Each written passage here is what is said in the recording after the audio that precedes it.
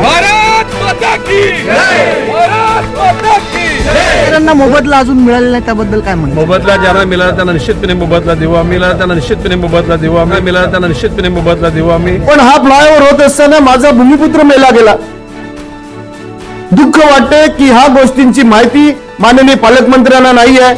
माझं पालकमंत्र्यांना हात जोडून निवेदन आहे, तुम्ही पालघर जिल्ह्यामध्ये येत असताना ज्या गोष्टीचं तुम्ही भूमिपूजन करता, ज्या प्रोग्रामला तुम्ही जाता, तर इकडच्या खासदार आमदारांची डिस्कस न करता जाता का? चांगलं काम होतं, आम्ही पॉझिटिव्ह आहेत, पण आज त्याची ओपनिंग होऊनही शेतकऱ्यांना त्याचं बेनिफिट दिलं नाहीये. आणि चुकी कोणाची? तर प्रशासनाची. आपण पाहताय टॉप 10 महाराष्ट्र न्यूज. इतक्या वर्षापासून रखडलेला नारंगी उड्डाण पुलाचा आज पालकमंत्री गणेश नाईक यांच्या हस्ते उद्घाटन झालं. 9 वर्ष लागली या ब्रिजला पूर्ण होण्यासाठी, परंतु या 9 वर्षात अजूनही शेतकऱ्यांना त्यांचा मोबदला न मिळाल्याने आगरी सेना नेते कैलास पाटील यांनी खंत व्यक्त केलेला आहे. या संदर्भात आपण पालकमंत्र्यांना देखील प्रश्न विचारला. पालकमंत्र्यांनी सांगितला की आम्ही त्यांचा मोबदला लवकरच देऊ. पाहूया याविषयी कैलास पाटील नेमकं काय म्हणाले. नमस्कार. आज नारंगी रेल्वे फाटक क्रमांक 41 चा जो फ्लायओव्हर आहे तो 10 वर्षांनी पण काय होऊ नये, परंतु आज त्याचं भूमिपूजन झालं. त्याबद्दल मी सगळ्याच ज्या लोक जिथे त्या ओपनिंगला होते, पालकमंत्र्यांचे सगळ्यांचे आभारी आहे, खासदारांचे आभारी आहे. परंतु हा ब्रिज होत असताना माझा भूमिपुत्र मेला गेला. जे 16 लोकांचं ॲक्विशन करून चुकीच्या पद्धतीने ॲक्विशन केलेलं आहे. जी अलाइनमेंट होती, जी पहिलं ॲक्विशन केलेलं होतं, त्या अलाइनमेंट मध्ये काम न करता अनऑथराइजली ती अलाइनमेंट चेंज करून त्याचं काम करण्यात आलं, कारण 2 अनऑथराइज बिल्डिंग वाचवण्यासाठी. आणि तो फ्लायओव्हर त्या HDLच्या कंपाऊंड ऑफिसच्या इकडे उतरवण्यासाठी, जे अगोदरचे ज्यांना ताडा आरोपी आमदार होते त्यांनी त्याच्यामध्ये HDL आणि आत्ताची एव्हर्शन यांच्याकडून 140 करोड रुपये, मी नेहमी एलिगेशन करतो, कधी पण डम असेल ते हवं, 140 करोड रुपये त्यांनी 2 गोष्टींसाठी घेतले, HDL आणि त्याच्यानंतरची एव्हर्शन आणि रुस्तमजी. याच्यात फायदा कोणी केला? फ्लायओव्हर पुढे उतरवला HDLच्या याच्यामध्ये, त्याच्यानंतर ती एव्हर्शन रुस्तमजी आले आणि त्यांच्याकडून 140 करोड रुपये गेल्याचं माझं एलिगेशन आहेच. पण हा फ्लायओव्हर होत असताना माझा भूमिपुत्र मेला गेला. दुःख वाटते की ह्या गोष्टींची माहिती माननीय पालकमंत्र्यांना नाही आहे. माझं पालकमंत्र्यांना हात जोडून निवेदन आहे, तुम्ही पालघर जिल्ह्यामध्ये येत असताना ज्या गोष्टीचं तुम्ही भूमिपूजन करता, ज्या प्रोग्रामला तुम्ही जाता, तर इकडच्या खासदार आमदारांची डिस्कस न करता जाता का? एक चांगलं काम होतं, आम्ही पॉझिटिव्ह आहेत, पण आज त्याची ओपनिंग होऊनही शेतकऱ्यांना त्याचं बेनिफिट दिलं नाहीये. आणि चुकी कोणाची? तर प्रशासनाची. जो डेप्युटी इंजिनियर त्याला उलट टांगलं पाहिजे फॅनला आणि मिरचीची धूर दिली पाहिजे.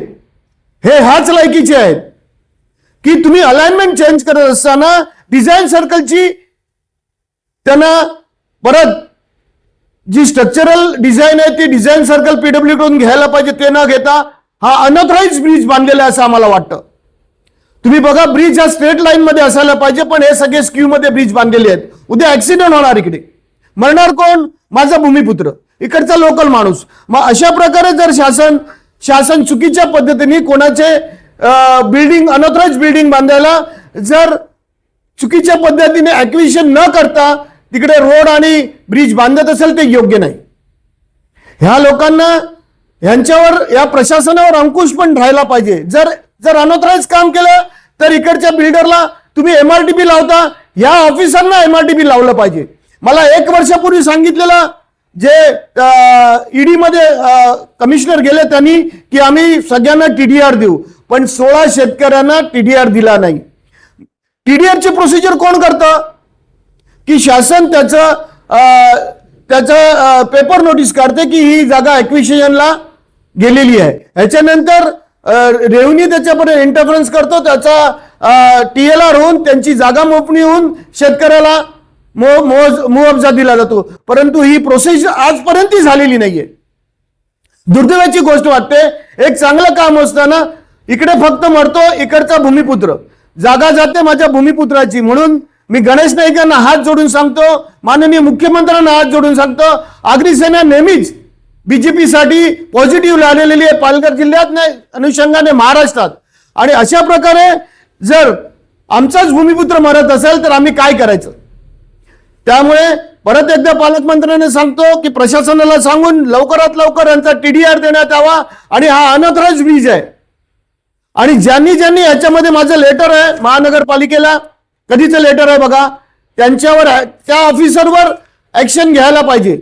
कारण रिवाइज जर तुम्ही रिवाइज सँक्शन केलं नाही डिझायनिंग सर्कल म्हणून तर तो अनथराइज आहे. सेम ब्रिज हा तुम्ही आता भाटपाड्याला बांधल्या त्याची पण तीच परिस्थिती आहे. आम्ही कोर्टाकडून नोटीस देऊनही प्रशासन आम्हाला त्याच्याबद्दल आन्सर देत नाही. ही दुःखद स्थिती आहे. आपण जेव्हा पालघर जिल्ह्याला एक चौथं मुंबई म्हणून डिक्लेअर केलेलं आहे मुख्यमंत्र्यांनी तर पुढच्या 30 वर्षाचं प्लॅनिंग करून डिझायनिंग झाली पाहिजे. एवढंच आमचं म्हणणं आहे की ज्यांनी चांगल्या प्रकारे लोकांना सुखसुविधा मिळाली पाहिजे. आज माझ्या सगळ्या सहकाऱ्यांचा मी आभारी आहे की ते सगळे आले परंतु आम्ही आज आंदोलन जाणीवपूर्वक केलं नाही. परत एकदा नाईक साहेबांना सांगतो की याच्यात लक्ष घाला आणि माझ्या भूमिपुत्रांचा TDR लवकरात लवकर देण्यात यावा. 9 वर्ष प्रतीक्षा करावी लागली विरारकरांना नारंगी उड्डाणपूल होण्याची. अखेरीस आज नागरिकांना वाहतुकीसाठी हा उड्डाणपूल खुला करण्यात आला. परंतु अजूनही शेतकऱ्यांना TDR का मिळाला नाही याचं उत्तर कोण देणार. आपल्या सर्वांना याविषयी काय वाटतं कमेंटच्या माध्यमातून आपली प्रतिक्रिया आम्हाला जरूर कळवा. चॅनलवर जर नवीन असाल तर कृपया करून टॉप 10 महाराष्ट्र न्यूज चॅनलला लाईक सबस्क्राईब आणि शेअर करायला विसरू नका. Top 10 Maharashtra news Vasai Virar.